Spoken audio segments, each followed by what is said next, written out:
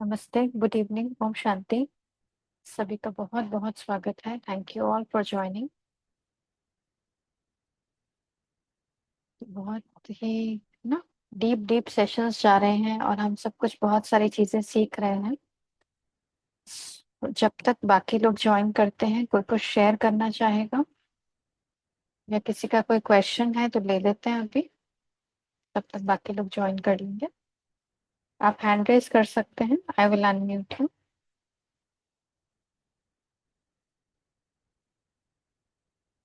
कोई शेयरिंग कि आपको कैसा फील हो रहा है, कल का प्रैक्टिस आपने किया इनर चाइल्ड के साथ।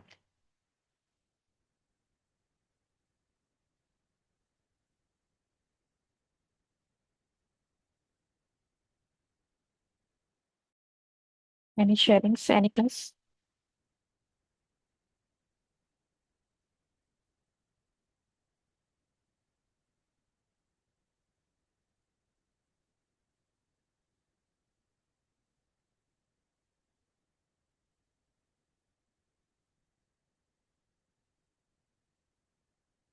चलिए ठीक है, आज का सेशन स्टार्ट करते हैं फिर।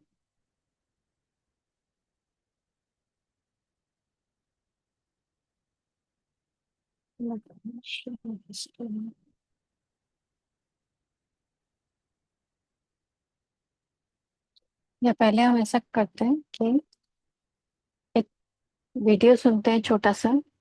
रिंकू वीर जी हैं जो कि बहुत अच्छे स्पिरिचुअल एक मोटिवेशनल स्पीकर कहें उनको, या फिर मतलब बहुत अच्छी गुरबानी सुनाते हैं। वो बॉम्बे में है शायद बेस्ड। तो जैसे हमने बात की थी फॉरगिवनेस की, तो वो फॉरगिवनेस कितना इजीली उन्होंने समझाया है, तो वो एक बार शेयर करती हूँ आपसे।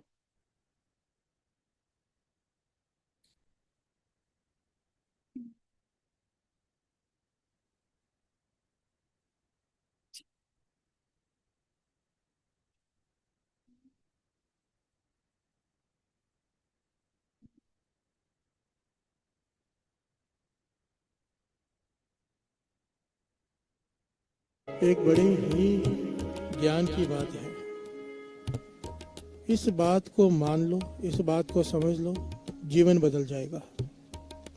छोटी सी एक बात है। जब चीर हरण हुआ था ना द्रौपदी का, चीर हरण हुआ था द्रौपदी का, जब उसके तुरंत बाद जब कृष्ण जी द्रौपदी से मिलने आए ना, तो द्रौपदी दरवाजा नहीं खोल रही थी। प्यार से बोली अदन गुरु नानक, किसी से मिल नहीं रही थी। पर जब कृष्ण जी से मिली तो सबसे पहला वचन कृष्ण जी ने द्रौपदी से पता क्या कहा? ये ज्ञान है, ले लो। कृष्ण जी ने द्रौपदी से कहा सबसे पहला काम ये कर कि दुर्योधन को माफ कर दे। प्यार से बोलिए धन गुरु नानक। द्रौपदी हैरान कि उसे माफ कर दूं, उसे जिसने मेरी इज्जत को सारे राजमहल सबके सामने नीलाम करने की कोशिश की, उसे मैं कैसे माफ कर दूं? कृष्ण जी कहने लगे उसने जो कर्म किया उसकी सजा उसे अपने कर्म के हिसाब से मिलेगी, पर तू उसे भीतर से माफ कर दे। कह दे मैंने दुर्योधन को माफ किया, भीतर से, ऊपर से भी नहीं। प्यार से बोलिए धन गुरु नानक। द्रौपदी कहने लगी मैं कैसे कह दूं? कृष्ण जी कहने लगे मैं उसके लिए नहीं कह रहा, मुझे उस पे तरस नहीं आ रहा, मुझे तुझ पे तरस आ रहा है। क्योंकि अगर तूने उसे माफ नहीं किया, अंदर आग तेरे जलते रहेगी। प्यार से बोलिए धन गुरु नानक। परेशानी में तू रहेगी, एकाग्रचित्त तू नहीं हो पाएगी, परेशान तू रहेगी। माफ कर देगी, तेरा मन शांत हो जाएगा। प्यार से बोलिए धन गुरु नानक। आज हमारे सबके मन अशांत हैं, क्योंकि हर एक, देखिए वाणी कहती है जब तारे को बैरी मीत तब लग नहीं चल ना ही चीत। जब तक मन में कोई दुश्मन है, कोई दो मित्र है, ये मेरा दुश्मन, ये मेरा दोस्त, ये चल रहा है, वाणी कहती है, गुरु अर्जन देव जी महाराज कहते हैं, तब तक तेरा मन एकाग्रचित हो ही नहीं सकता, सवाल ही नहीं उठता। एकाग्रचित करने के लिए मन में से द्वितीय भाव निकालना पड़ता है। प्यार से बोलिए धन गुरु नानक। जब तक हम किसी को दुश्मन समझ के बैठे रहेंगे, उसके बारे में बुरा सोचेंगे, तब तक मन एकाग्रचित नहीं होगा। बड़े से बड़ा दुश्मन आपके साथ बुरा किया हो, माफ कर दो। प्यार से बोलिए धन गुरु नानक। यह उसके लिए नहीं है, ये हमारे लिए है। मन शांत हो जाएगा, मन नाम में जुड़ना शुरू हो जाएगा। प्यार से बोलिए धन गुरु नानक। हम पकड़ कर बैठे रहते हैं, किसी ने बुरा कर दिया उसे लेकर बैठे रहते हैं, बद दुआएं देते हैं, उसका बुरा सोचते हैं, मन नाम में नहीं जुड़ेगा। प्यार से बोलिए धन गुरु नानक, धन गुरु नानक।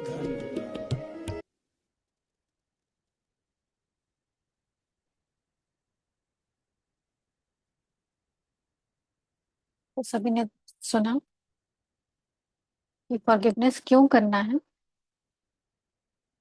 हम्म, तो सभी चैट बॉक्स में लिखें क्या समझ में आया, क्यों करना है फॉरगिवनेस। बहुत लोगों ने हमारे सामने, हमें ऐसा लगता है कि बहुत गलत किया है, तो फॉरगिवनेस क्यों करना है, किसके लिए करना है।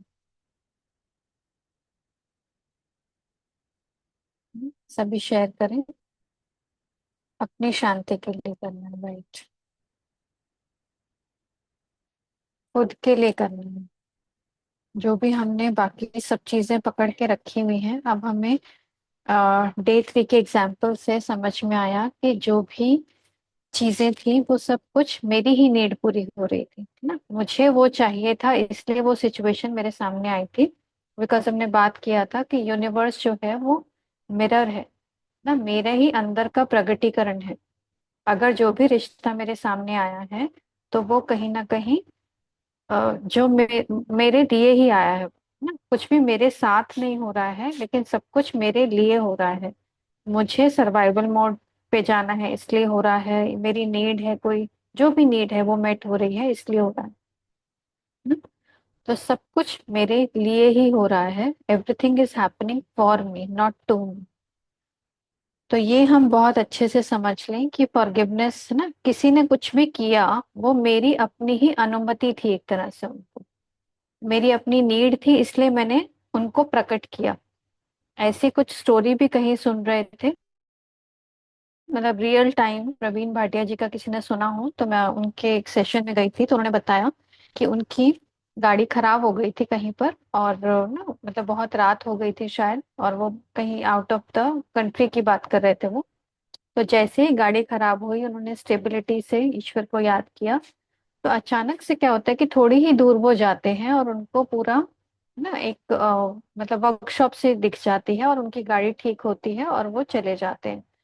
और कुछ दिन बाद जब उनका वहां से गुजरना होता है, तो उन्हें दिखता है कि अरे ये तो वर्कशॉप तो कुछ है ही नहीं, यहाँ तो पूरा खंडर है, मतलब कुछ ऐसा कुछ है ही नहीं, और ऐसा भी नहीं लग रहा कि ये मतलब अभी अभी हटा है, या कोई ऐसा कुछ भी नहीं दिख रहा है।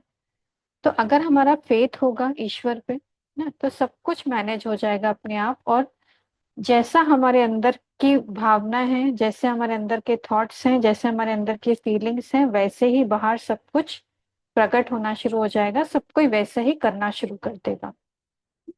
ये बहुत वंडरफुली हम लोगों ने समझा।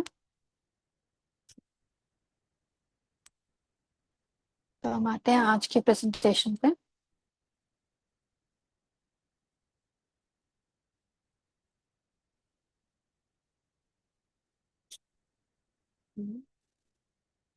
आज है day 5, journey to inner freedom. कल तक है ना, हमने सारे एग्जाम्पल्स को समझा, फिर उसके बाद हमने इनर चाइल्ड को समझा, और फिर यही समझा कि वो जो इनर चाइल्ड है उसको कभी हमने समय नहीं दिया, उसके साथ हम बैठे नहीं, उससे हमने बात नहीं की, उसे हमने समझा नहीं, जस्ट इग्नोर करते रहे। तो कल हमने समझा कि उस छोटे बच्चे के साथ हमें बात करनी होगी, उसी से हमें फॉरगिवनेस है ना मांगनी होगी, बिकॉज जो भी हमने गड़बड़ की है वो हमने उसके साथ की है जिसके पास पूरा कंट्रोल है, लेकिन कभी हमने उस पर ध्यान ही नहीं दिया। तो अब हम थोड़ा और गहराई से चलते हैं। कल हमने जहां तक बात की उसके आगे, कि अब हम कुछ कुछ फियर्स कैरी करते हैं अपने। कोई भी फियर हो सकता है, फियर ऑफ ब्लेम हो सकता है, फियर ऑफ डेथ हो सकता है, फियर ऑफ फेलियर हो सकता है, और कौन कौन से फियर हो सकते हैं सभी मेंशन करें चैट बॉक्स में।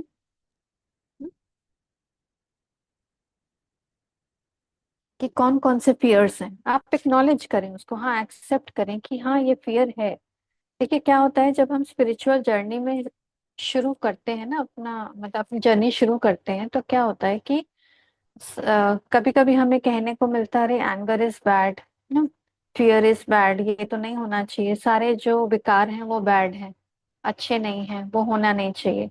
लेकिन क्या होता है कि अब हमने जैसे फर्स्ट डे आए या फर्स्ट मंथ हुआ या 2 महीने हो गए, उसके बाद क्या होता है कि हम एक ही क्लास में बैठते हैं जो 10 साल से फॉलो कर रहा है स्पिरिचुअलिटी, और हम भी।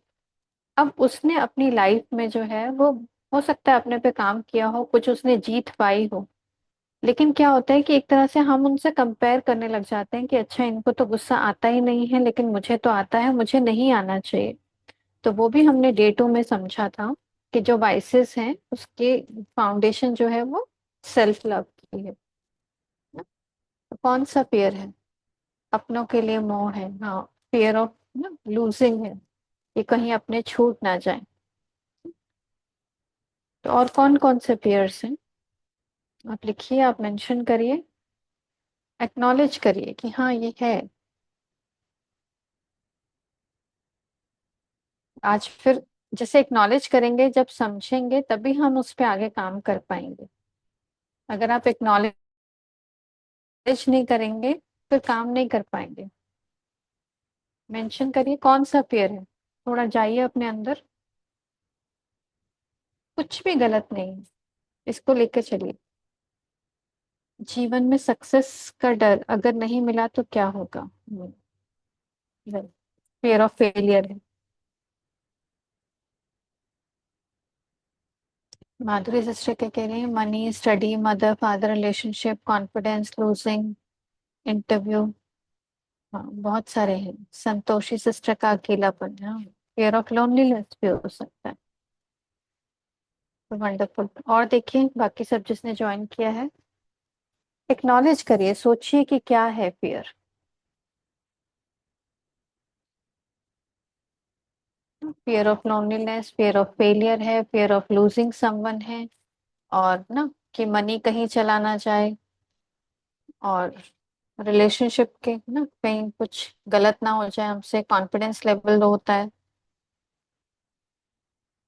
फियर ऑफ लूजिंग है। बहुत सारे हैं। अब हमने देखिए कितने सारे सेशन सुने, कितनी स्पिरिचुअलिटी फॉलो की, कितना समय हो गया, हमने ग्रैटिट्यूड की प्रैक्टिसेस भी की।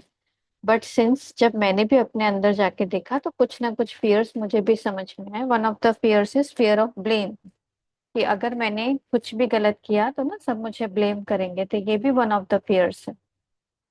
तो आज देखिएगा अपने अंदर, खुद के साथ बैठिएगा कि कौन कौन से फियर्स हैं। फियर ऑफ डेथ है, बच्चों के फ्यूचर का फियर है। फिर उसके बाद जो अंदर देखिए, अब छोटा बच्चा है, वो डरा हुआ बैठा है, और वो ना उसको अलग अलग तरीके के फियर हैं, लेकिन हम बाहर से उसको ये बोल रहे हैं कि अरे डरना तो चाहिए ही नहीं, डरना तो बहुत गलत बात है। तो हम ऐसा ना करें। अभी आगे पहुंचते हैं कि अगर फियर है तो क्या करना चाहिए। अब हमने बहुत सारे जजमेंट्स बनाए हैं ना दूसरों के प्रति, कि कोई ऐसा है, कोई ना ये तो जैसे स्पिरिचुअलिटी फॉलो नहीं करता, ये तो मेडिटेशन नहीं करता, ये तो नॉनवेज लेता है, और ये तो बहुत न्यूज़ देखता है, इनके घर में तो न्यूज़पेपर आता है, ये तो पता नहीं क्या क्या चीजें सुनते रहते हैं, ये तो कैसी मूवीज देखते रहते हैं ना, ये तो जैसे कि गलत कंपनी में है ना, कितनी जजमेंट्स हमने बना रखी हैं। तो आप मानते हैं इस कि हमारी जजमेंट्स हमने बनाई हैं किसी किसी के प्रति, फिर हम उस पर भी काम करेंगे ना? तो आप लिखिए कि जजमेंट्स हैं हस्बैंड के प्रति, बच्चों के प्रति, ना वाइफ के प्रति, इन लॉज के प्रति। हमने उनको जज किया है बहुत बार कि वो तो ऐसे हैं। थोड़ा सा इंटरैक्टिव रखते हैं, नहीं तो फिर ऐसे लगता है कि जैसे समझ में भी आ रहा है कि नहीं, सिर्फ मैं ही बोलते जा रही हूँ।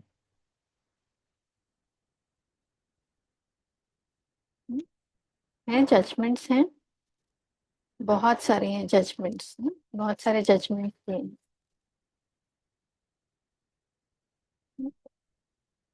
यस, ठीक है, तो हम एक्सेप्ट करते हैं। फिर हम नेक्स्ट पे आते हैं, फटाफट से जवाब देंगे। ओके, जजमेंट्स हैं, सभी ने बताया कि उनके कुछ ना कुछ जजमेंट्स हैं। फिर हमने रिजेंटमेंट होल्ड करके रखा है, नफरत।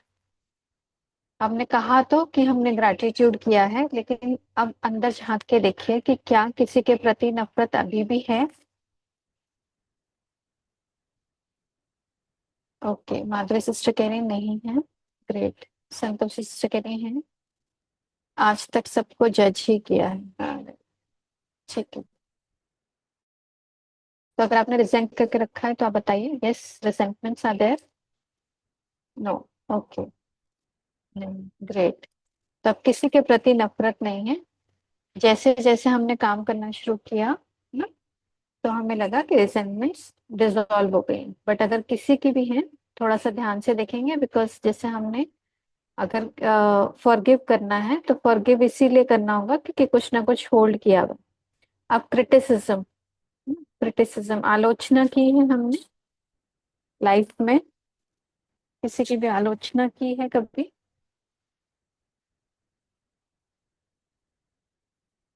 यस। नफरत तो है दीदी, जो लोग मेरे से ज्यादा सक्सेसफुल हो गए हैं उनके बारे में नफरत है कि मुझे मिला नहीं। अच्छा, ओके। चलो, अच्छा है आपने क्वेश्चन रखा। आलोचना भी बहुत की है। हाँ, देखिए सचिन ब्रदर, आप थोड़ा सा ये देखिए कि जैसे अगर सक्सेस के प्रति अगर आप किसी के सक्सेस से नफरत करेंगे, तो ये हमने मैजिक बुक में भी देखा देखा कि जैसे मनी है, मनी किसी के पास बहुत ज्यादा है और हमारे पास मनी नहीं है, या मनी उतना नहीं है जिनका उतने उनके पास है। तो हमने क्या किया, हमने उस पर्सन से नफरत करना शुरू कर दिया। तो लेकिन यूनिवर्स को ये समझ में आता है, अब जैसे कोई और उनका भाई ही है सपोज, वो अगर आपके ही लेवल पे है, उसके पास आपके ही जितना अमाउंट है ना, तो अब आपने उससे नफरत किया, उससे नफरत किया। जब सपोज कि और कोई व्यक्ति है, उसके पास ज्यादा पैसे नहीं है, तो उससे नफरत किया। तो पैसे की वजह से नफरत किया, या फिर नहीं? अच्छा, आप क्वेश्चन नहीं समझे मेरा शायद। पैसे के कारण है ना। तो अब यूनिवर्स को क्या मैसेज मिला, इनको उस व्यक्ति से इसलिए नफरत है क्योंकि उसके पास पैसे हैं। तो यूनिवर्स को क्या समझ में आएगा कि आपको पैसों से प्रॉब्लम है, क्योंकि आपको किसी दूसरे व्यक्ति से प्रॉब्लम नहीं है जो आपके लेवल का है। तो आपको पैसों की वजह से प्रॉब्लम है, तो यूनिवर्स आपको उतना सक्सेस और पैसा नहीं देगा।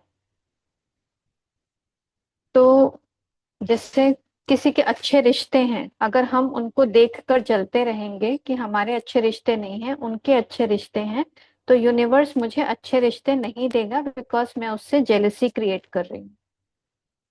मनी का भी सेम है कि अगर उसके पास मनी है और मुझे उससे जेलसी हो रही है, तो यूनिवर्स मुझे मनी नहीं देगा ना। ऐसे ही करियर, करियर को लेके अगर किसी के पास अच्छी पोजीशन है, किसी को अच्छा सैलरी मिल रहा है, तो अगर मुझे उससे नफरत हो जाएगी, तो यूनिवर्स मुझे वो सब कुछ नहीं देगा, बिकॉज यूनिवर्स अंडरस्टैंड कि आपको उससे क्यों प्रॉब्लम है, क्योंकि मनी, सक्सेस या करियर या रिलेशनशिप से प्रॉब्लम हो रही है, तो वो आपकी लाइफ में नहीं आएगी ना। तो सबसे पहले सचिन ब्रदर आप तो करिए कि उन सभी के लिए फॉरगिवनेस लिखिए और सभी के ग्रैटिट्यूड्स कीजिए क्योंकि बाकी सबके पास सक्सेस है, मनी है, आपके पास इसीलिए नहीं है क्योंकि आपने जेलेसी क्रिएट किया है ना। एक समय में मुझे भी ऐसा लगता था कि अरे जो अंबानीज हैं कितना पैसा वेस्ट करते हैं, कितना पैसा खर्च करते हैं। जैसे अपनी बेटी की शादी में उन्होंने कितना अमाउंट लगा दिया। तो फिर मुझे समझ में आया कि मुझे नहीं करना है, मतलब ये सब चीजें मुझे नहीं करनी। तो जितना जितना मैं उन सब चीजों को एक्सेप्ट करूंगी, अप्रिशिएट करूंगी, उसको ग्रैटिट्यूड एक्सप्रेस करूंगी, खुश रहूंगी उसको देख के, तो वो मेरे पास भी आएगा। ठीक है। तो क्रिटिसिज्म, अच्छा एंगर है किसी के प्रति, हमारे इमोशनल रिएक्शंस हैं।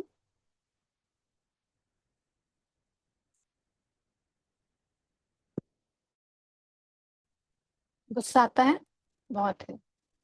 तो आज हम सब कुछ रिलीज करेंगे, कोशिश करेंगे, तो हम प्रोसेस देखेंगे, फिर आप अपने खुद से रिलीज करेंगे। ग्रेट। चलिए, thank you for being true to yourself, क्योंकि आप तो जो जो भी यहाँ पे लिख रहे हैं वो सब अपने को बता रहे हैं कि हाँ ये सब कुछ है अंदर, उस छोटे बच्चे में ये सब कुछ है। फिर उसके बाद कई बार हम अपनी फेमिनिज्म को एक्सेप्ट नहीं करते हैं। जितनी भी लेडीज होती हैं, कई बार उनको ऐसा लगता है कि ईश्वर ने हमें फीमेल बनाया ही क्यों है, हमें तो फीमेल नहीं बनना चाहिए था, हमें तो मेल बनना चाहिए था। हम क्यों मतलब बस घर के काम में ही रह जाते हैं, बस घर को संभालते ही रह जाते हैं। हस्बैंड्स को तो कहीं पे भी जाना होता है, उनको किसी के परमिशन की भी जरूरत नहीं होती, हमें तो परमिशन लेनी पड़ती है, और फिर इतने सारे इश्यूज होते हैं ना, कुछ कुछ प्रॉब्लम्स होती हैं। तो कभी देखिए कि आपने फेमिनिज्म को अ, जैसे मतलब रिजेक्ट किया है, आपने क्या कहें उसको, मातृत्व को रिजेक्ट किया है आपने? ओके, माधुरी सिस्टर कह रहे हैं उन्होंने नहीं किया है। No, great. ठीक है। तो जिसको जिसको जो इश्यूज नहीं है, फिर उनको उन पे काम करने की जरूरत नहीं है। फिर खुद की हमारी लिमिटेशंस हैं ना, खुद ही हमने अपने खुद को ना कहीं कहीं लिमिट कर दिया है, बिलीफ सिस्टम्स हमारे बन गए हैं, रिपीटेड पैटर्न्स, ये सब कुछ हमने देखा, अनएक्सप्रेस्ड इमोशंस हैं। तो अब इस इनर चाइल्ड में से, अपने सबकॉन्शियस में से हमें इन पैटर्न्स को निकालना होगा। चाहे वो फियर्स हैं, जजमेंट्स हैं, रिजेंटमेंट्स हैं, क्रिटिसिज्म हमने किसी के प्रति होल्ड किया हुआ है, एंगर, इमोशनल रिएक्शंस हैं। देखिए अभी हमने फॉरगिवनेस का जो समझा ना, खुद से भी फॉरगिवनेस करना है और दूसरों से भी फॉरगिवनेस करना है, उसका रीजन यही है कि वो सब कुछ इतनी सारी ऊर्जा लिए, नेगेटिव ऊर्जा लिए बैठा है, जैसे ही मैं उसको रिलीज करूंगी मेरी energy double triple multiple times हो जाएगी ना। तो अब स्टेप बाय स्टेप हम गाइड इसको समझते हैं कि क्या करना है। सबसे पहले हमें एक्सेप्ट करना अपने साथ। ओके, चलिए तो अब अपने साथ हम बैठेंगे आज, खुद को देखेंगे कि क्या क्या चीजें ना, ये शेयर कर देंगे कि आप जो भी सारे टॉपिक्स हैं, तो खुद को देखिए कि क्या है, एक्नॉलेज करिए, उसको एक्सेप्ट करिए, एक को एक एक बार पकड़ेंगे। अभी तो हमारी क्लासेस खत्म हो जाएंगी, लेकिन ये प्रैक्टिस आप कंटिन्यू करते रहिएगा। अब आपको प्रोसेस समझ में आ जाएगा, तो जब भी कोई डर आता है, जब भी कुछ है ना, एक नेगेटिव इमोशन कोई ट्रिगर होता है, तो अपने साथ बैठिए, एक एक चीज को लीजिए, उसको लिखिए। उसके जिसको भी आप लिख रहे हैं कि हाँ ये डर है, उसके अगेंस्ट एक पॉजिटिव एफर्मेशन बनाइए, और अपने आप को है ना, अगर पॉसिबल है तो मिरर में उसको बोलिए, मिरर में बोलकर अपने आप को एफर्म करिए उसको, इतना 108 बार है ना, 8 मिनट। अगर आपको जब वो एक्सेप्ट हो जाए कि हाँ अब मैं तैयार हूँ, तो जो भी आपको डर है, आप उसके इमोशन के वर्स्ट केस में चले जाइए ना। अभी मैं आपको एग्जाम्पल से और समझाती हूँ। बार बार उस, जो वो सिचुएशन आपने क्रिएट की है, उस पे बार बार आप वहीं पे एफर्मेशंस को रिपीट करते रहिए। धीरे धीरे आप देखेंगे कि आपका माइंडसेट शिफ्ट होने लगा है। और ये प्रोसेस आप तब तक करते रहिए जब तक कि आपका सबकॉन्शियस माइंड, यानी आपका इनर चाइल्ड, ये मान ना जाए कि हाँ अब मुझे स्वीकार है ना, अब मैं बिल्कुल कॉन्फिडेंट हूँ कि ये सिचुएशन से मैं नहीं गुजरूंगा। मैं आपको अपना पर्सनल बताती हूँ। मैंने किसी का देखा, मतलब सुना, मेरे बहुत ही क्लोज फैमिली मेंबर थे, तो उनकी जो डेथ है वो बहुत पेनफुल थी। मुझे हालांकि डेथ से इतना प्रॉब्लम नहीं है, लेकिन मुझे जब मैं अपना इंट्रोस्पेक्शन कर रही थी, तो मुझे समझ में आया मुझे पेनफुल डेथ से प्रॉब्लम है। तो जब मैं अपने साथ बैठी, तो मैंने सबसे पहले इसको एक्सेप्ट किया कि हाँ मुझे ये फियर है कि कहीं मतलब वो जो डेथ है वो मतलब पेनफुल ना हो। मतलब मैं, मेरे को ऐसा लगता था कि बस वो जरा सा कुछ हो, मुझे है ना, कुछ हार्ट अटैक या कुछ कुछ भी हो, बस मैं वहीं उसी समय चली जाऊं। मुझे ऐसा लग, चाहती मैं ये थी, लेकिन बार बार वो डर जो था वो मेरे अंदर, कभी मैं रात में सो रही हूँ तो वो डर डराने आ जाता था कि तेरा क्या होगा क्या होगा। मैंने काफी कोशिश की थी ग्रेटिट्यूड्स लिखने की, लेकिन उससे वो जा नहीं रहा था। फिर उस फियर को मैंने पकड़ा, और मैंने उसको लिखा ना कि I fear dying in pain and losing control. तो फिर उसके बाद उसके उसके जो एफर्मेशन उसके ऑपोजिट बनानी थी, वो मैंने बनाई, और मैंने लिखा कि I will die peacefully and comfortably at the right time. तो मैंने अपने आप से ये बोलना शुरू किया, इसको बहुत लिखा मैंने पहले। पहले आपको वो एफर्मेशन लिख लेनी, अच्छे से लिख लेनी कि आई विल, जैसे मैंने लिखा I will die peacefully and comfortably at the right time, उसको मिरर में भी बोला, खुद को अफर्म किया। अब मुझे थोड़ा कॉन्फिडेंस आने लगा कि हाँ अब ये ठीक है, मतलब अब मेरा इनर चाइल्ड जो है वो, सबकॉन्शियस जो है वो मान रहा है कि ठीक है, मैं जो हूँ बिल्कुल शांति से चली जाऊंगी, कंफर्टेबली चली जाऊंगी, और सही टाइम पे जाऊंगी। फिर उसके बाद ये प्रोसेस रहता है कि अब आपको जो डर है ना उसको देखो। जैसे मुझे जो भी डर था ना कि मैं बहुत परेशान हो रही हूँ, मैं बहुत तड़प रही हूँ, और मैं मतलब वर्स्ट केस आप उसको देख लो कि आप क्या सोच रहे हो। अब जैसे ही उसको फुली आपने देख लिया, अब उस एफर्मेशन को आप रिपीट करो। फिर मैंने उसको पूरा जब अच्छे से सिचुएशन को, सीन को अच्छे से देख लिया, उसको फील कर लिया, पूरा फील कर लिया मैंने उसको, तो मैंने अपने आप को एफर्मेशन दिया, I will die peacefully and comfortably at the right time, I will die peacefully and comfortably at the right time, I will die peacefully and comfortably at the right. खुद के साथ बोला उसको, मिरर के सामने जाके बोला, उसको लिखा भी मैंने। जब मैंने बहुत बार ये एक्सरसाइज जैसे पूरे दिन में मैंने की थी, फिर उसके बाद वो बार बार करते करते मुझे ऐसा लगा कि अब वो फियर चला गया ना, तो मैं बहुत हल्की हो गई।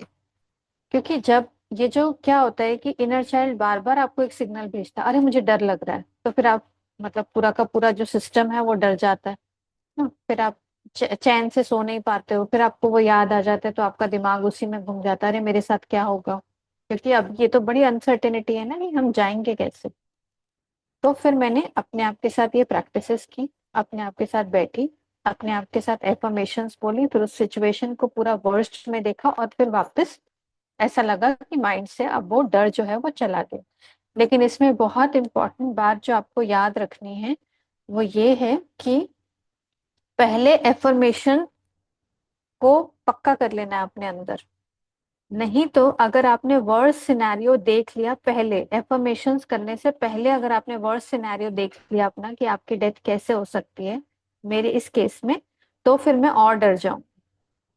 तो ये बिल्कुल नहीं करना, इसको बिल्कुल ध्यान रखना है कि पहले एफर्मेशन को, जो उसके ऑपोजिट वाली एफर्मेशन है, उसको अच्छे से अंदर घोट लेना है, और उसके बाद उस सिचुएशन का सामना करना है।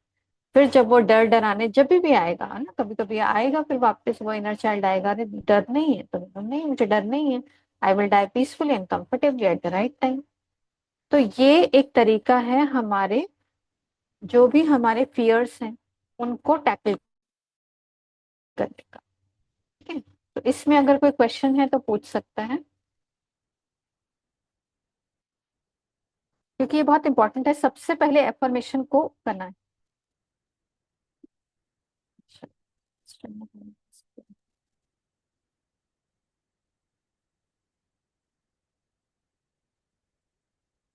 हाँ जी सिस्टर बताइए। ओम शांति सिस्टर। ओम शांति। जैसे सिस्टर मेरी मदर की हेल्थ का ब्रेकडाउन है। तो उनको कई हेल्थ के कई इश्यूज में ब्रेकडाउन है। तो अब वो मेरे साथ ही रहते हैं, तो मुझे ऐसा लगता है अब उनको थोड़ा भी प्रॉब्लम होती है, मैं बोलती हूँ अब पता नहीं किस एरिया में इनको आया है ब्रेकडाउन। अब मैं कहाँ जाऊँ, किस डॉक्टर को दिखाऊं और कैसे क्या होगा। तो इसके लिए मैं मेरा बस यही एक वीक है प्रॉब्लम, बाकी तो और कुछ नहीं है। तो इसलिए मैं क्या इसमें पॉजिटिव अफर्मेशन लगा सकती हूँ? देखिए उसमें क्या है कि उसमें जो भी बेस्ट सॉल्यूशन उस समय होगा वो मुझे मिल जाएगा। अच्छा। मैं आपको एक छोटा सा एग्जांपल इसमें बताती हूँ कि मेरे मतलब हमारी एक फ्रेंड है, उनके हस्बैंड को कुछ इशू हुआ। तो वो अच्छा मतलब वो ड्राइविंग में अच्छी हैं, तो वो हस्बैंड को इमिडिएटली लेकर हॉस्पिटल गई। तो मतलब हॉस्पिटल वालों ने, सिंस वो मतलब थोड़ा ज्यादा बड़ा हॉस्पिटल था, तो उन्होंने बहुत सारी चीजें बता दी जिसमें उनको समझ में आया कि ये सब कुछ गलत बोल रहे हैं, ये सब कुछ इसका तो प्रोसेस है ही नहीं, ये सिर्फ लोग पैसे बनाने के लिए बोल रहे हैं। तो इमिडिएटली जैसे उन्होंने बाबा को याद किया, और फिर इमिडिएटली उन्होंने वहां से मतलब हस्बैंड को लिया, जबकि वहां पे डॉक्टर्स ने बोला कि आप अपने रिस्क पर इनको लेकर जाएंगे। तो जैसे ही उनको उनको आया कि ठीक है मैं अपने रिस्क पर लेकर जा रही हूँ, उन्होंने साइन वाइन किया, उनको फटाफट से लेके वो दूसरे हॉस्पिटल गई।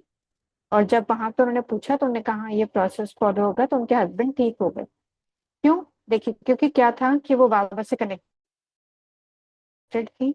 हम बाबा से कनेक्शन का मतलब क्या समझते हैं कि मैं बिल्कुल जो सही होगा उस समय में वो करूं। तो अपने आप को ये एफर्मेशन दीजिए, क्योंकि हमें नहीं पता कि उस समय क्या होगा। क्योंकि कई बार ऐसा होता है कि हम कंफ्यूज हो जाते हैं कि अरे इस समय ये करना चाहिए नहीं करना चाहिए। तो आप अपने आप को ये एफर्मेशन दे के रखिए कि उस समय जो भी होगा वो बेस्ट होगा। ठीक है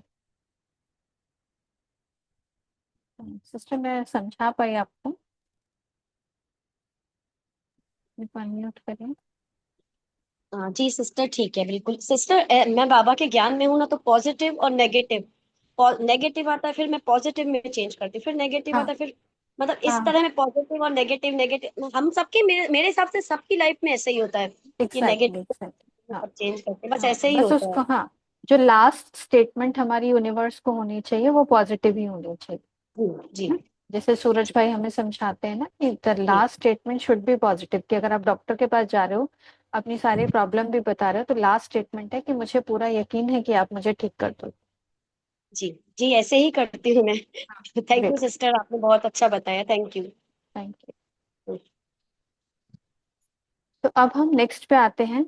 अब हम एक्नॉलेज करते हैं कि हमने एंगर या रिजेंटमेंट किसके प्रति होल्ड किया हुआ है ना, जिसके प्रति भी आप देखिए कि मतलब अपनी लाइफ में आपको खुद पर्सनली एनालिसिस करना होगा, अपने पुराना बचपन है ना, मतलब अपने बचपन में जाना होगा, अपने पेरेंट्स के टुवर्ड्स तो नहीं होल्ड किया है, अपने टीचर्स के टुवर्ड्स, अपने कोलीग्स, अपने जो फ्रेंड्स थे उनके टुवर्ड्स।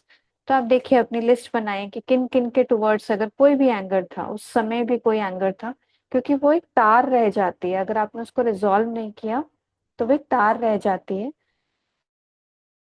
और फिर वो भी उठ कर आएगी कभी। तो जब तक ये सब कुछ रिजॉल्व नहीं होगा, हम बिल्कुल जैसे कहते हैं ना कि बी के ब्रदर सिस्टर समझेंगे कि हम सतयुग में नहीं जा पाएंगे, और दूसरे भाई बहन समझे कि हमें हमें मुक्ति नहीं मिलेगी अगर कुछ भी रह जाता है तो।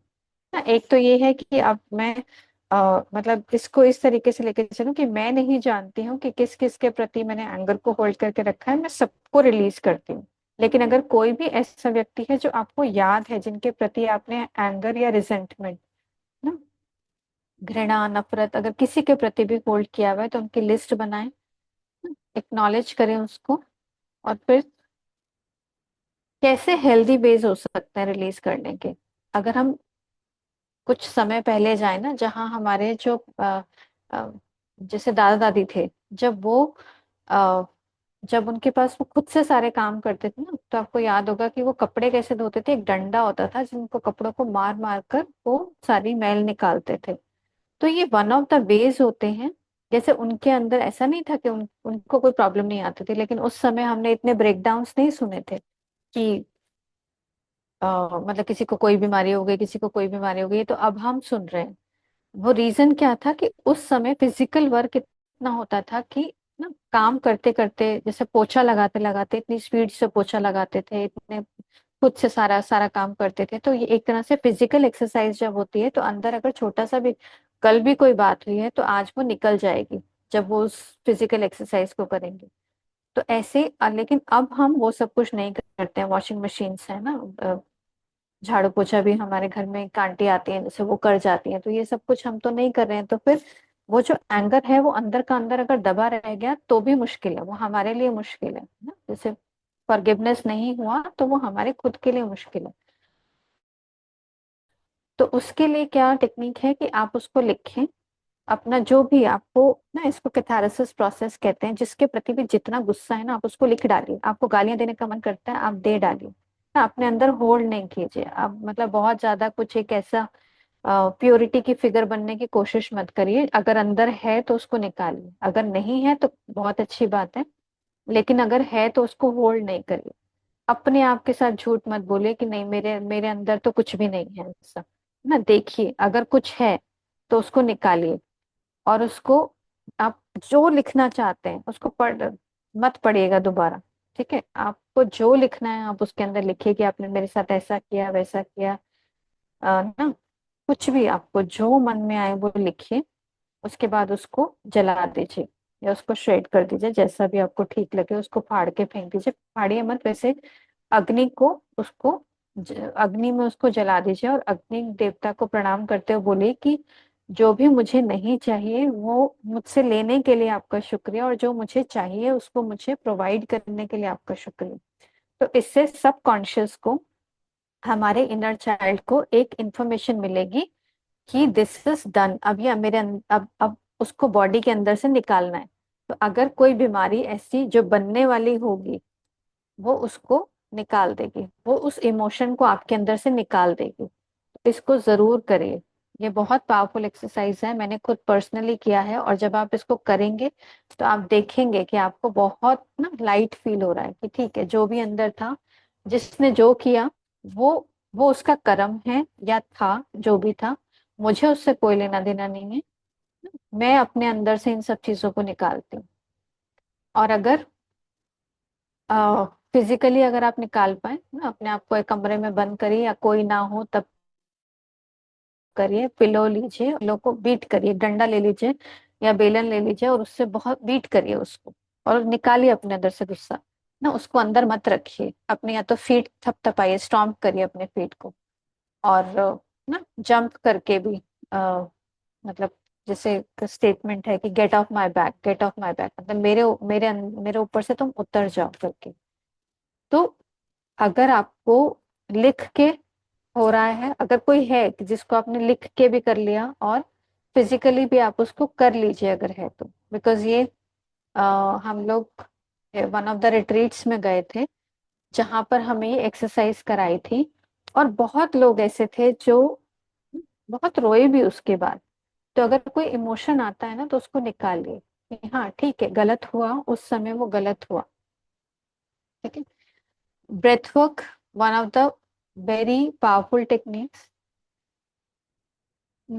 इसके बारे में हम बात करते हैं, ठीक है। अच्छा, अभी स्पीक आउट, से योर फीलिंग्स अलाउड सेफली। अपने ना रूम में कुछ बोलना है तो रूम में बोल लीजिए, अपने रूम अगर कोई है नहीं तो आपको जो बोलना है आप बोलिए।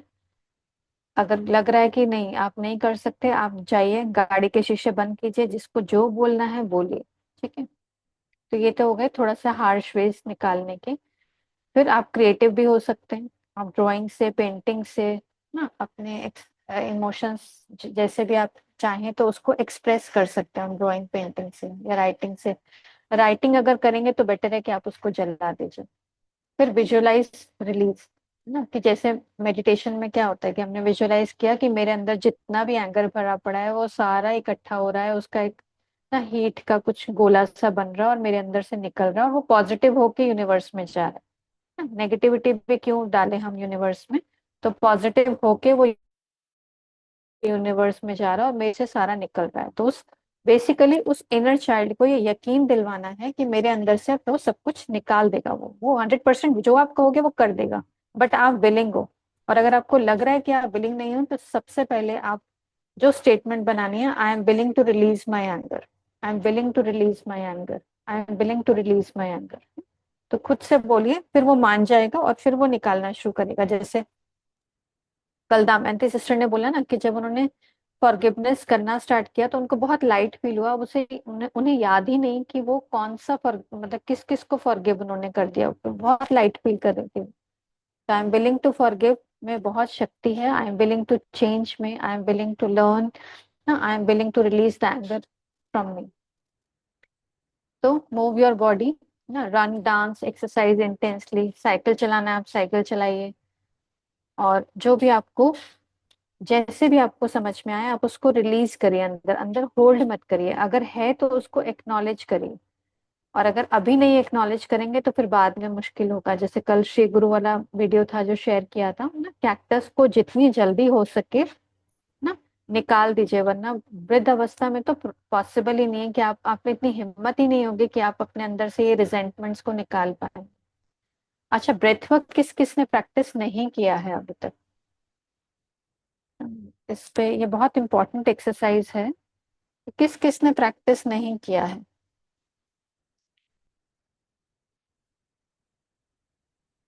हम्म, संतोषी सिस्टर, अगर हमारे कारण किसी को तकलीफ हुई है तो फॉरगिवनेस करेंगे। हाँ, सचिन भाई ने नहीं किया है। ट्रांसेंडेंटल से बहुत रिलीफ मिला है, हाँ।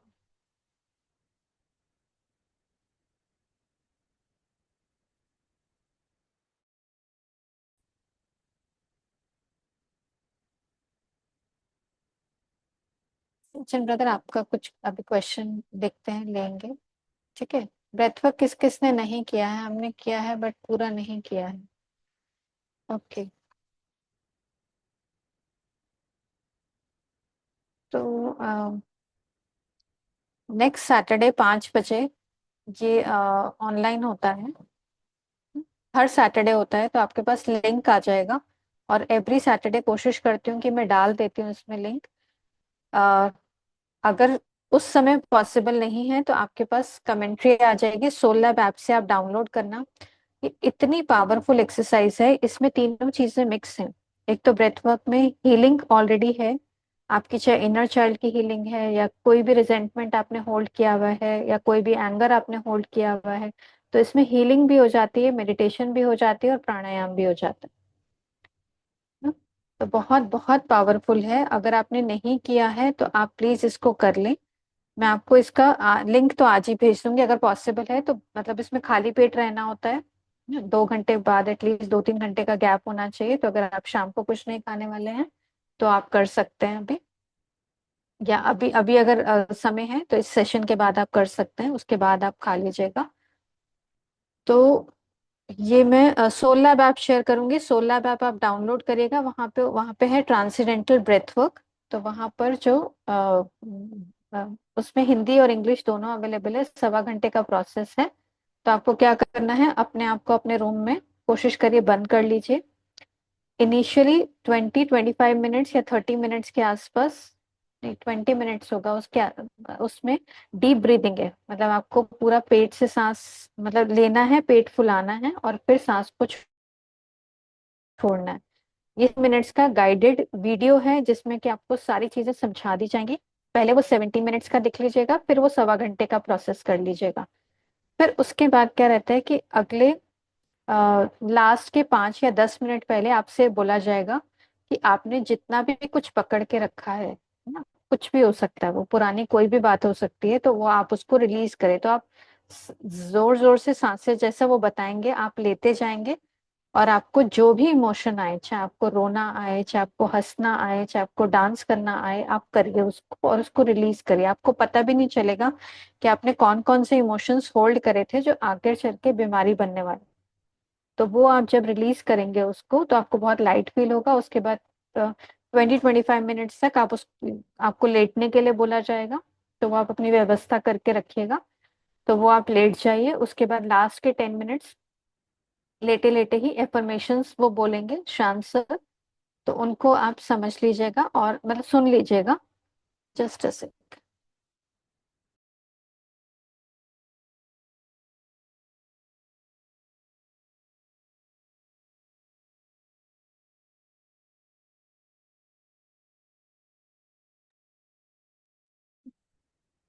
तो वो लास्ट के 10 मिनट्स एफर्मेशंस बोलेंगे। तो वो गाइडेड कमेंट्री है पूरी, तो वो आप उसको कर लीजिए। बहुत बहुत पावरफुल एक्सरसाइज है, आपको बाकी और कुछ नहीं करने को मिल रहा है, यही कर लीजिए। और ये एक एक सेशन जो है बाहर ना, 3,000 to 5,000 के आसपास का एक सेशन होता है, जो कि इतना पेड बेसिस पे इतना हाईली सेशन है, जो कि हम लोग के लिए फ्री ऑफ कॉस्ट अवेलेबल है। तो मैं आप सभी से शेयर कर दूंगी, तो ये जरूर करिएगा। चलिए अब आप पे अपने प्रेजेंटेशन।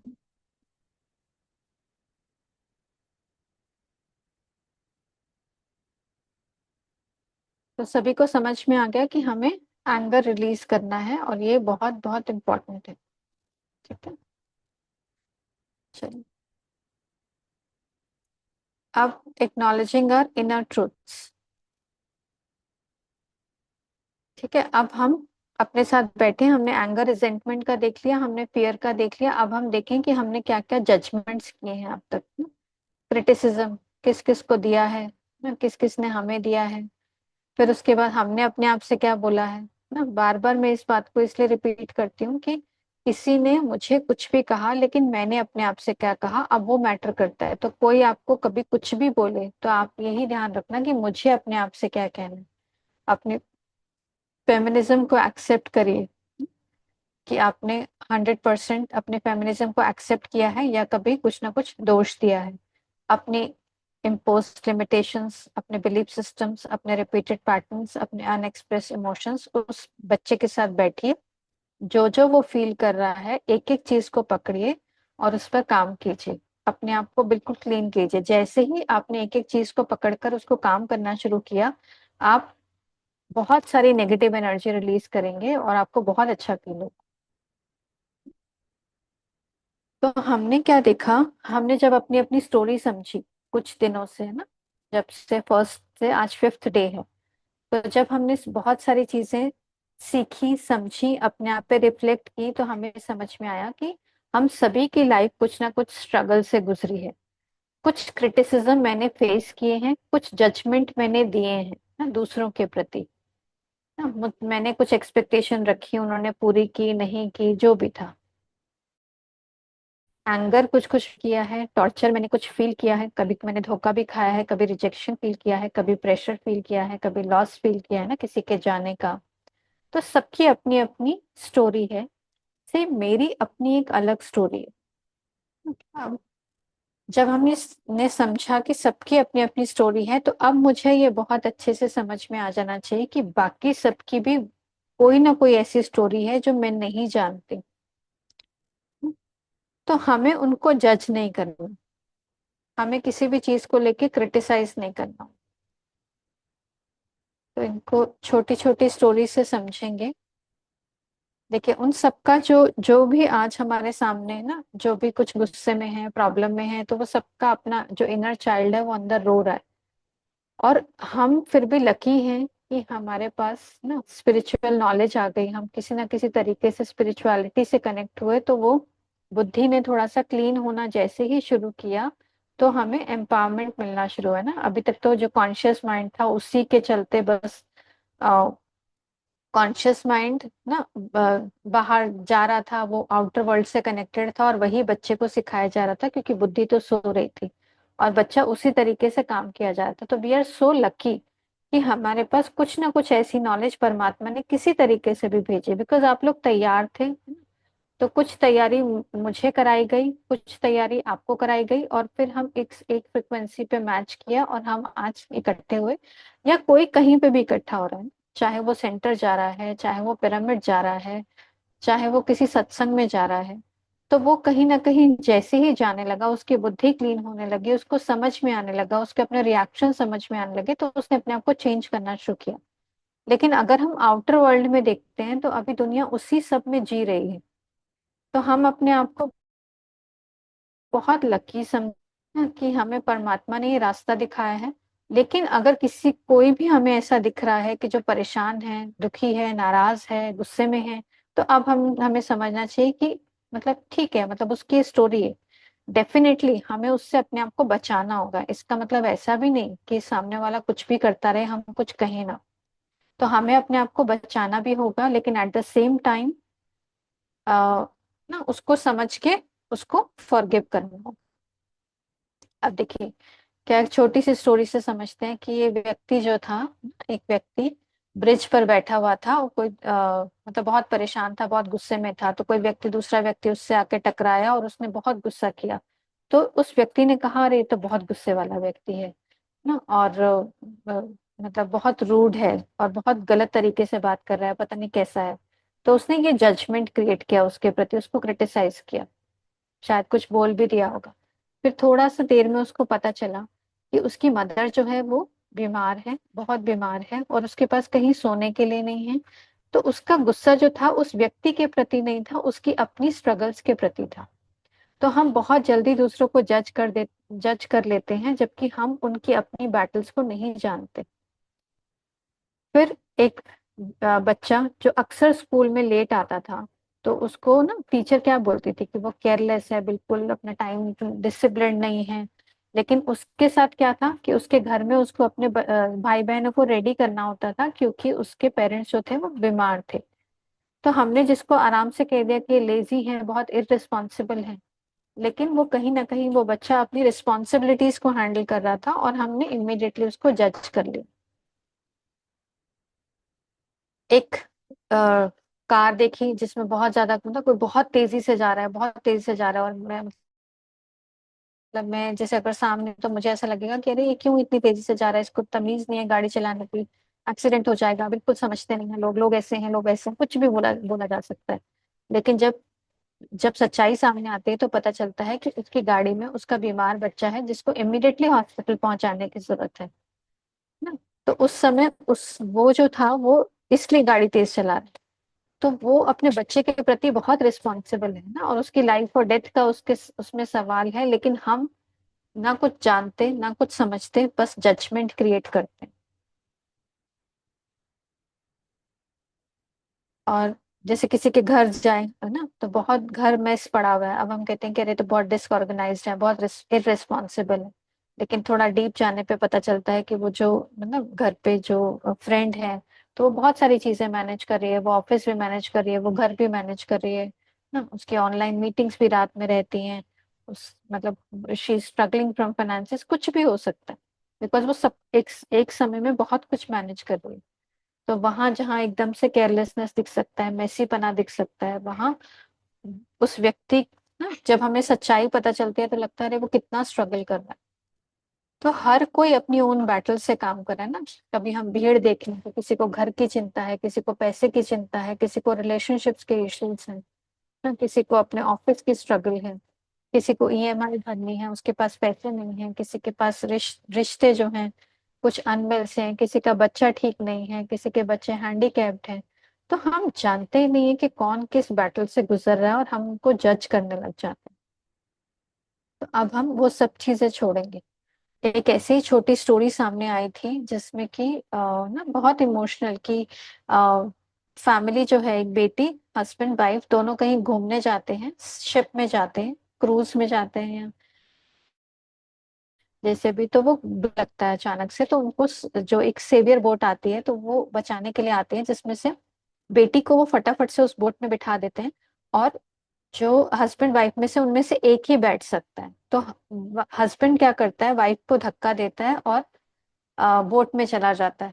अब देखने वाले को यही लगता है कि अरे मतलब कितना निर्दयी है, खुद खुद की जान इतनी प्यारी है कि वाइफ को धक्का दे दिया और खुद जाकर बैठ गया।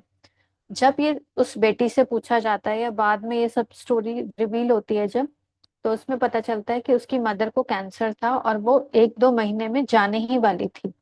तो वो उसी के लिए कि उसके साथ लास्ट में कहीं घूमने चलते हैं, तो वो लोग घूमने गए थे। तो उसके फादर में ये था कि मतलब वो तो जाने ही वाली है, तो शायद वो अपनी बेटी का ना उसका टेक केयर करने के लिए वो रहेगा। देखिए हम बिल्कुल नहीं जानते किसी का क्या थॉट प्रोसेस है, किसी के घर में कौन बीमार है, क्या चल रहा है उनकी लाइफ में। तो अब हम किसी को जज करने से पहले सोचें, किसी हम नहीं जानते किसी का बचपन कैसा था, किसी की स्ट्रगल कैसी थी ना। आज हम अपने भी पैटर्न्स देख रहे हैं, तो सामने वाले के भी को तो कुछ पैटर्न्स हो सकते हैं। तो अब सिंस अब हम समझ गए हैं, तो आज इस प्रैक्टिस को करें, या अब आने वाले समय में कोशिश करें कि रोज ही करें, कि जिन जिन से भी कुछ बोला है, कुछ किया है, और अगर नहीं मालूम कि किन किन से किया है, तो कलेक्टिवली सबको इमर्ज करते, हर आत्मा को इमर्ज करते कि आई एम सॉरी, जो भी जाने अनजाने मुझसे गलती हुई मैं माफी मांगती हूँ, मुझे माफ करिए। और खुद भी मतलब जिन्होंने आपको क्रिटिसाइज किया है या मतलब आपके आपके प्रति कुछ बोलते, तो उन सबको खुद भी माफ करिए। सबके प्रति शुक्रिया, सबके प्रति लव ना, वननेस की फीलिंग आएंगे भी, सब अपनी अपनी ना। हम भी ये समझें कि वी वर द या we are the victim of the victims. हमारे जितने भी रिलेशनशिप ने हमें ना बड़ा किया, पाला पोसा, वो खुद भी एक विक्टिम थे, फिर हम उनके भी विक्टिम बने। तो किसी की कोई गलती नहीं थी, सब अपनी स्ट्रगल से जूझ रहे थे। लेकिन सिंस अब डीपर जाते जाते मुझे समझ में आया है, मुझे ये चीज का पता चला है, तो मैं आत्मा सभी को माफ करती हूँ और सभी से माफी मांगती हूँ ना, सबके प्रति शुक्रिया। तो ये होपोनोपोनो प्रेयर जो है वो बहुत पावरफुल प्रेयर है। अगर आपकी बॉडी के प्रति आपको कुछ इश्यूज हैं, तो यानी कि बॉडी के साथ आप होपोनोपोनो प्रेयर कीजिए कि बॉडी को शुक्रिया ना, बॉडी से सॉरी मांगिए, बॉडी से फॉरगिवनेस कीजिए, बॉडी को प्यार कीजिए। कभी हमने समय ही नहीं दिया, बस हम स्ट्रगल करते रहे, खुद को ध्यान ही नहीं दिया कभी। रिश्तों के प्रति है तो उन रिश्तों के प्रति कीजिए, मनी के प्रति है तो मनी भी एक एनर्जी है, मनी के प्रति भी ना, कभी हमने कुछ भी बिलीफ सिस्टम बना दिए कि पैसा तो ना फसाद की जड़ है, ज्यादा पैसा होता है तो लोग बिगड़ जाते हैं, पैसे पेड़ पे नहीं उगते हैं, जितनी चादर है उतने ही पैर पर पसारना चाहिए, जो जो भी बिलीफ सिस्टम है। अब हमने कुछ कुछ गलत जो भी बोला है, अब उससे हम अपने आप को बाहर निकालते हैं, उस इनर चाइल्ड को इतना सशक्त कर देते हैं, उस चाइल्ड को, ये जो पूरी जर्नी है ना, स्पिरिचुअल जर्नी है, उस इनर चाइल्ड को खुश करने की जर्नी, कि भैया तुम सेफ हो, तुम सिक्योर हो, तुम परमात्मा के साथ हो ना, परमात्मा तुम्हारे साथ है, और कुछ नहीं हो सकता तुम्हें ना, किसी चीज से डरने की जरूरत नहीं है, किसी चीज से परेशान होने की जरूरत नहीं है। ठीक है। तो इन सब के चलते ना हमने समझ लिया कि कुछ कुछ इश्यूज हमारे साथ हैं, कुछ कुछ इश्यूज दूसरों के साथ हो सकते हैं, लेकिन ऐसा बिल्कुल भी नहीं कि अगर कोई हमें परेशान कर रहा है तो हम परेशानी सहते जाएं। हम अपनी बात को रखें, कम्युनिकेट प्यार से करें, क्लियरली करें, अपनी बाउंड्रीज को सेट करें, जहां स्टैंड लेना है वो लें। जब हम उस समझ से स्टैंड लेते हैं, बाउंड्रीज को सेट करते हैं, तो डेफिनेटली सामने वाला समझेगा। लेकिन इसकी और गहराई में अभी कोई एक्शन नहीं लेना है आपको, इसकी और गहराई में हम जाएंगे कल, उसके बाद आप देखिएगा कि आपको क्या एक्शन लेना है। तो हमें किसी को, ये वापस वही, किसी को जज नहीं करना है, हम किसी की पास्ट लाइफ नहीं जानते, किसी के बिलीफ पैटर्न नहीं जानते, किसी की क्या नीड है ना। वो जो डे 3 में जो हमने स्टोरी समझी, वो लेडी की जो स्टोरी थी कि उसकी मदर इन लॉ क्यों इस तरीके से ट्रीट करती, क्योंकि वो उसकी खुद की नीड थी। तो हम बहुत ज्यादा ऐसा भी नहीं कि किसी को ही समझे, अरे ये बेचारा, ये बेचारा, अरे सब अपनी अपनी लाइफ में ना, हम क्या कर सकते हैं वो हम देखें। लेकिन हम किसी की लाइफ में बहुत ज्यादा इन्वॉल्व नहीं हुए, क्योंकि हम अब हमें समझ में आ रहा है कि सब अपनी लेसन सीखने के लिए आए हैं। तो किसी को जज नहीं कर, ठीक है। कुछ हेल्प कर सकते हैं तो करिए। फिर आज का होमवर्क क्या है, और कोई भी डिसीजन लेने से पहले ना, आज कुछ जैसे किसी किसी से बात हुई तो ऐसा समझ में आया है कि कोई ये कह रहा है कि इनर चाइल्ड को जब वो प्यार करें तो कुछ कुछ ऐसे काम है जो वो नहीं करना चाहते, तो क्या वो छोड़ दें। लेकिन इस चीज को गहराई से समझिए कि, है ना, अगर मैं सब कुछ छोड़ दूंगी, जैसे मैंने तो कहा कि अरे मेरा इनर चाइल्ड जो है ना, वो कह रहा है कि कोई काम नहीं करना घर का ना। मैं मतलब मैंने, हाँ, घर की रिस्पॉन्सिबिलिटी ले रखी है, लेकिन अगर मैं ये कह दूं कि मैं तो घर का कोई काम नहीं करूंगी, मैं तो सिर्फ सोती रहूंगी, तो हमें कैसे चेक करना है कि हमें क्या करना है क्या नहीं करना है। तो कल तक के लिए हम वेट करेंगे। तो होमवर्क है, फॉरगिवनेस प्रेयर को कंटिन्यू रखिए, जिन जिन के प्रति कुछ कुछ होल्ड किया हुआ है उसको ना रिलीज करिए, फॉरगिवनेस करिए ना। Ho'oponopono prayer, I am sorry, please forgive me, thank you, I love you. I love you नहीं बोला जा रहा है अभी, कोई बात नहीं, थैंक यू तक बोलकर उसको खत्म करिए, धीरे धीरे करके वो आ जाएगा। लेकिन सबसे पहले अगर फॉरगिवनेस नहीं समझ में आ रही तो I am willing to forgive, तो पहले करिए, क्योंकि किसके लिए करना है, खुद के लिए करना, एक्नॉलेज करना है, अपने पैटर्न्स पे वर्क करना है। आप अपने लिखिए कि यार की रिस्पॉन्सिबिलिटी एरियाज क्या हो सकते हैं, वाइफ या हस्बैंड के क्या होने चाहिए। अगर पॉसिबल है तो आप उसको लिखिए, फिर कल इस पे बात करेंगे हम लोग। अनमैरिड मेल या फीमेल है तो वो अपने केआरए लिखें कि उनके लिए क्या हो सकते हैं, चिल्ड्रन के लिए क्या केआरए हो सकते हैं, तो वो सब आप लिखिए। चलिए, आज का सेशन हम यहीं स्टॉप करते हैं। तो अब कुछ क्वेश्चंस हैं तो ले सकते हैं। तो अभी सबको समझ में आया, हमें हर चीज को, अपने इनर चाइल्ड वो जो भी बोल रहा है उसकी बात सुननी है, उसको एक्नॉलेज करना है, और उसके साथ बैठकर उसकी प्रोग्रामिंग को ठीक करना है। तो किरण सिस्टर, आप कुछ कहना चाहते हैं? ओम शांति सिस्टर। हाँ। ओम शांति। ओम शांति। हाँ सिस्टर, बताइए। सिस्टर, जैसे मेरा कोई क्वेश्चन नहीं है अभी, जैसे पीएमसी हिंदी में मेडिटेशन करा रहे हैं सिस्टर, तो उसमें ये बताते हैं कि आप मेडिटेशन के साथ साथ थोड़ा 5-5 मिनट मॉर्निंग में प्राणायाम कर सकते हो। तो प्राणायाम से क्या है, हमारा ब्रेथ वर्क और भी ज्यादा पावरफुल होता जाता है। तो और क्या, हमें पॉजिटिविटी आती है, मुझे तो बहुत फायदा हुआ है सिस्टर। होता है नेगेटिविटी आती, बट उसी समय पॉजिटिविटी आती है। प्राणायाम प्राणायाम जैसे अनुलोम विलोम भ्रामरी, ये सब बहुत अच्छे हैं। तो मैंने कहा मैं बता दूं, जैसे पीएमसी हिंदी में बताते हैं, तो इसके लिए मैंने बताया सिस्टर। Great great. हाँ, हाँ, जो भी आपको कंफर्टेबल लगे आप करिए, बिकॉज रामदेव जी के भी बहुत अच्छे प्राणायाम अवेलेबल हैं, नेट पे अवेलेबल हैं, जो भी आपको ठीक लगे। बट मुझे जो ऐसे समझ में आता है कि जो ब्रेथ वर्क है वो मतलब कवर करता है बहुत सारी, क्योंकि ब्रेथ वर्क हम रोज नहीं कर सकते, तो रोज आप प्राणायाम कर सकते हैं। और ब्रेथ वर्क आप हफ्ते में एक बार कर सकते हैं, 2 बार। बट मतलब मैं पर्टिकुलरली अपनी, अगर अपनी बात करूं, तो जब मैंने उसको फर्स्ट टाइम समझ के किया था तो बहुत कुछ रिलीज किया था मैंने अंदर से, पता नहीं बहुत सारी चीजें पकड़ रखी थी। तो वो काफी कुछ रिलीज हुआ था मेरा, मतलब मैंने तब वो प्रैक्टिस किया था when I was alone at home. तो बहुत अच्छा था, तो आप करके देखिए उसको, मतलब अमेजिंग मेडिटेशन, अमेजिंग। तो और किसको बोलना है? अच्छा, सचिन जी को बोलना है। हाँ जी सचिन जी बताइए, अपने को अनम्यूट करिए। कैमरा ऑन करो दीदी। हाँ हाँ, अगर पॉसिबल है तो करिए। अच्छा दीदी, ओम शांति। ओम शांति। दीदी, अभी ये लोगों के बारे में जो मेरे मन में गुस्सा है, उनको मैं आलोचना करता हूँ।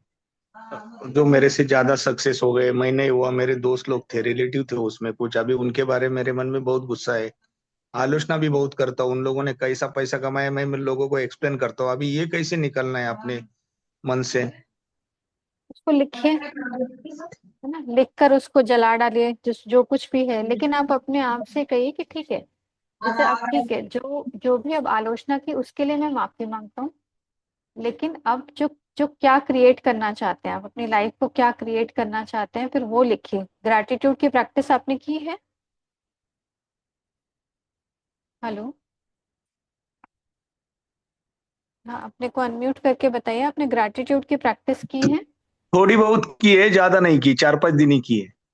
हाँ, अच्छा, नहीं फिर तो बहुत मुश्किल हो जाएगा उसको कंप्लीट। अभी जो कोर्स शुरू हुआ है, एनी जी ने कोर्स शुरू किया है और ईश जी ने कोर्स शुरू किया है, अभी आज 5th डे है। तो आप उसको ज्वाइन करिए, मैं आपको लिंक भेज दूंगी उसका। 28 दिन तक आप नहीं करेंगे, आप उस ग्रैटिट्यूड की फीलिंग में आ ही नहीं पाएंगे।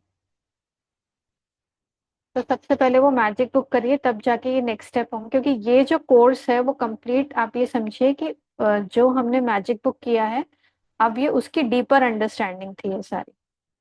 क्योंकि पहले हम उस स्टेट पे नहीं आएंगे तो इसको कैसे समझेंगे? ठीक है, एक सेकेंड। हाँ, अपने को अनम्यूट करिए। अपने को अनम्यूट करके बताइए कि आपको समझ में आया कि हमें क्या करना है। हाँ जी दीदी, आया, समझ में आया। अभी ठीक है तो, करता हूँ, कल से प्रैक्टिस चालू करता हूँ, अभी से करता हूँ हाँ, ग्रेटिट्यूड की प्रैक्टिस। ग्रेट, ठीक है, thank you so much. Thank you.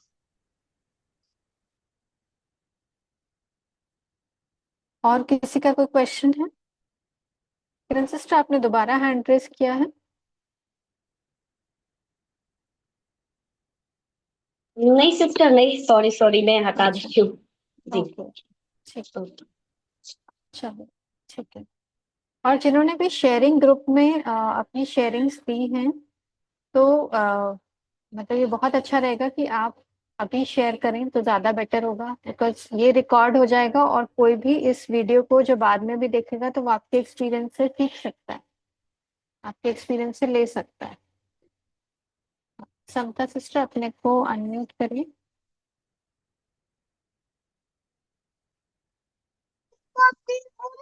एक मिनट बैठ जाओ, एक मिनट बैठ जाओ, दे रही हूँ फिर, ठीक है। ओम शांति। ओम शांति। कल अमृत वेले में होमवर्क कर रही थी, जो परसों हमारा चैप्टर हुआ था पैटर्न के ऊपर। तो वो होमवर्क करते लिखते लिखते गया, बचपन से मतलब सीन्स याद आते गए, कंटिन्यूअसली वो चलते गया, अभी तक वो मतलब चल रहा था पैटर्न। जब वो मुझे पता चला कि बाप रे, मतलब कितना लंबा ये पैटर्न चलते आया है प्रॉब्लम के ऊपर, मतलब कंटिन्यू मैंने ही क्रिएट किया है ये। उसके बाद मेरे को इतना रिलैक्स एंड मतलब पीसफुल फील हो रहा था कि इतना बोझा लेकर मैं मतलब चल रही थी। बहुत ज्यादा शांति सी फील हो रही थी। उसके बाद कल ही फिर डे में उसी के ऊपर एक प्रॉब्लम आई। पर वो प्रॉब्लम, ये पैटर्न पता चलने से उस प्रॉब्लम को इतने अच्छे से सॉल्व किया कि बहुत अच्छा लग रहा था, और वो प्रॉब्लम भी बहुत अच्छे से सॉल्व हो गई। पूजा सिस्टर, सिर्फ आपके इस क्लास के कारण से आपने इतनी अच्छी हमको इतने अच्छे से सिखाया है। ये इसी से ही हमको क्लियर हुआ कि हम माइंड में हमारे क्या थॉट्स चल रहे हैं, सीन्स देख के क्या बनते गए वो पैटर्न्स कंटिन्यू, उसको हम ब्रेक कर पाए, और न्यू अभी अफर्मेशन के थ्रू हम उसको स्टार्ट कर पा रहे हैं। Thank you so much. Great sister, thank you so much for sharing. Thank you for working on yourself, क्योंकि आप सभी अपने ऊपर काम कर रहे हैं और कितना वंडरफुली चेंज आ रहा है, तो यही सबसे बड़ी बात है। Thank you for working on yourself, thank you for sharing. Vandana sister अपने को अनम्यूट करिए, हो सके तो कैमरा ऑन कर लीजिए।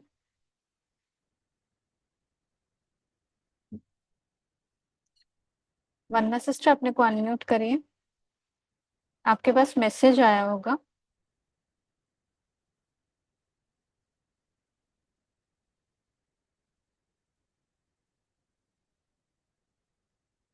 वंदना सिस्टर, आपको अनम्यूट का मैसेज आया होगा, तो आप अपने को अनम्यूट करिए।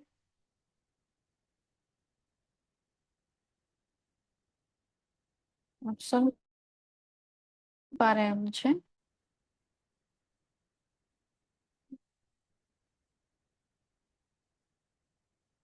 वंदना पांडे सिस्टर, आप सुन पा रहे हैं? आप अपने को अनम्यूट करिए, आपके पास एक मैसेज आया होगा। शायद नहीं बोलना चाहते हैं। स्माइल सोनी सिस्टर हैं क्या हमारे साथ अभी? If she wants to share, तो बहुत अच्छा शेयरिंग था।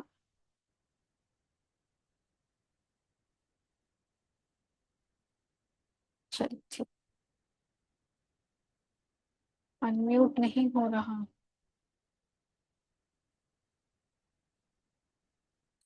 देखिए आपके पास मैसेज आया होगा, आपकी आवाज बहुत मैसेज कम आ आ रही है। हाँ बोलिए, आप कैमरा ऑन कर सकते हैं?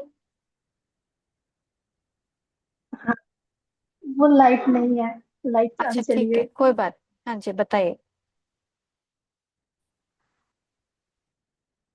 बताइए सिस्टर, आप कुछ कहना चाहते थे?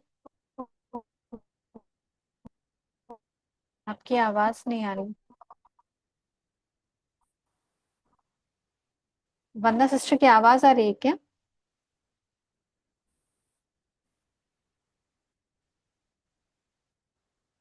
आपको वंदना सिस्टर की आवाज आ रही है?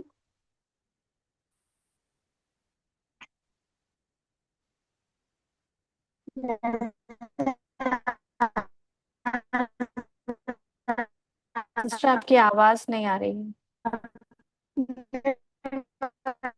चलिए आप दोबारा ज्वाइन कर लीजिए, देखते हैं। किरण सिस्टर आपने वापस हैंड रेस किया। जी जी सिस्टर, ओम शांति। हाँ। जैसे मैं बहुत ज्यादा आपके लिए आभारी हूँ कि मैं बहुत ज्यादा आभारी हूँ, आपने मुझे ग्रेटिट्यूड क्लास दी। ये इतनी अच्छी क्लास है, सबको लेनी चाहिए सिस्टर। कहीं भी हम जाते हैं ना, जैसे हाँ, हमारा मैंने पूरा किया था। कुछ, सिस्टर हाँ, आवाज आ अभी। रही है पीछे? हाँ हाँ अभी बोलिए। जी जी सिस्टर, जैसे हम कहीं भी जाते हैं, जैसे किस हमारी ब्लड रिपोर्ट्स जैसे आती हैं, हम कहीं भी जाते हैं ना, पहले हम आउटकम मैग्निफिकेशन कॉपी में लिख के जाते हैं कि मेरी ये रिपोर्ट नॉर्मल आ रही है, thank you Baba, thank you. और सिस्टर 101% वो सिस्टर रिपोर्ट बिल्कुल नॉर्मल आती है। मैं इतना खुश, और कोई भी मैंने किसी भी चीज के लिए मैग्निफिकेंट आउटकम लगाया ना सिस्टर, हमेशा मेरा सक्सेसफुल हुआ है। और मतलब मैं तो बिल्कुल बहुत आपको ब्लेसिंग दे रही हूँ सिस्टर। मेरा हर काम बहुत अच्छा हो रहा है, मनी की भी कोई भी प्रॉब्लम नहीं, और पता नहीं कैसे मेरे अकाउंट्स में आ जाता है, मुझे ये भी नहीं पता चलता है। सिस्टर बहुत अच्छा है, ग्रेटिट्यूड। मैं सबको यही बोलूंगी कि आप सब ग्रेटिट्यूड क्लास करिए 28 दिन की। और सबसे बड़ी बात है सिस्टर, पॉजिटिविटी आती है, और हमारा ऑरा इतना क्लियर हो जाता है, और दुआओं का खाता मेन बढ़ता है। हम जब थैंक यू बोलते हैं ना, तो जो हम, जैसे हम थैंक यू तो बोल रहे हैं, तो हमारे अंदर पॉजिटिविटी आई, दुआओं का खाता बढ़ा, उसके बाद साथ साथ हम जो कुछ करना चाहते हैं ना, वो हमारा सारा सपना सब सच हो रहा है। तो मैं इसके लिए बोलती हूँ, बहुत अच्छी क्लास है, और थैंक यू करना तो एक मैजिकल टूल है हमारे लिए, सबको लेनी चाहिए sister. Thank you sister so much. Thank you for sharing. Sachin thank brother भी आपके लिए तभी चीजें वर्क कर पाएंगे जब आप कॉन्टिन्यूस 28 दिन के लिए अपने आप को ग्रैटिट्यूड में बना के रखेंगे, नहीं तो वो पॉसिबल नहीं है ना। ये क्लास एडवांस क्लास थी उसके, जिसने ग्रैटिट्यूड किया है, अब जो सुनने की ताकत में है, जो सुनने समझने की ताकत में है, उसके लिए ये सारी क्लासेस उसको आगे बहुत हेल्प कर रही होंगी। लेकिन अगर हम बहुत अंधेरे में जी रहे हैं, तो ये क्लासेस तो अभी मैं मेरे को नहीं मालूम समझ में आ रही होंगी, बट ये बहुत डीपर टॉपिक्स हमने टच किए हैं। तो आप जरूर 28 दिन की क्लास, और अभी आज 5th डे था उनका, तो 5 क्लासेस ऑलरेडी हो चुकी हैं। तो आप अपने साथ बैठिए, उनके जो सेशंस है उसको सुनिए, और कल से फिर वापस उनकी लाइव क्लास में आप ज्वाइन कीजिए। क्योंकि अभी फिलहाल हमारा कोई प्लान नहीं है ऐसा कि हम मैजिक बुक रन करेंगे, लेकिन जो रन हो रही है उसका लिंक मैं शेयर कर दूंगी। ठीक है, thank you. Thank you Kiran sister. Jasvinder sister, आप कुछ कहना चाहते हैं? जस्ट वेट, मैं आपको अनम्यूट करती हूँ। सिस्टर, अपने को अनम्यूट करिए। It's good to see you.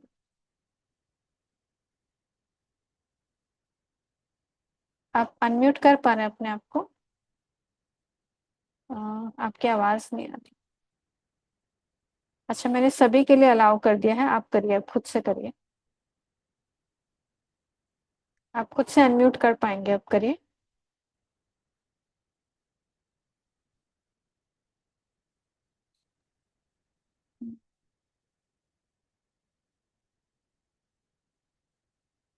अभी करिए, अनम्यूट करिए। Yeah. हाँ, Hello. हाँ, hello. Hi, Pooja ji. Hello.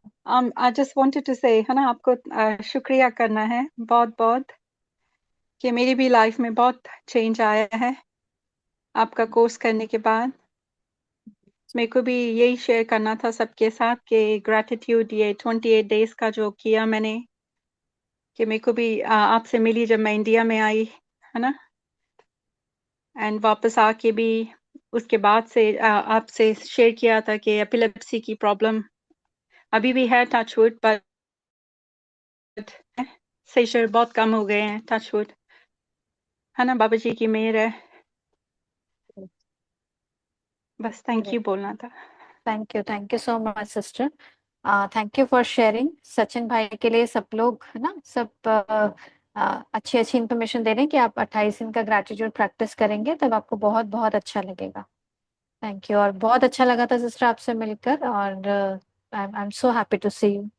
आप thank you, sister, thank you, thank you. Sister UK में हैं, और sister has join, I don't know कितना टाइम हो रहा है वहां पर। यहाँ पे 142 हुए हैं। Okay, great great. चलिए, thank you so much for joining. Thank you, Waheguru, thanks. Bye. चलिए, हो गया, सभी का हो गया। किरण सिस्टर, आपने फिर से किया, अपने को अनम्यूट करिए अगर आपने कुछ कहना था तो। नहीं नहीं, सॉरी, मैं हैंड हैंड अच्छा, हटाना भूल जाती हूँ।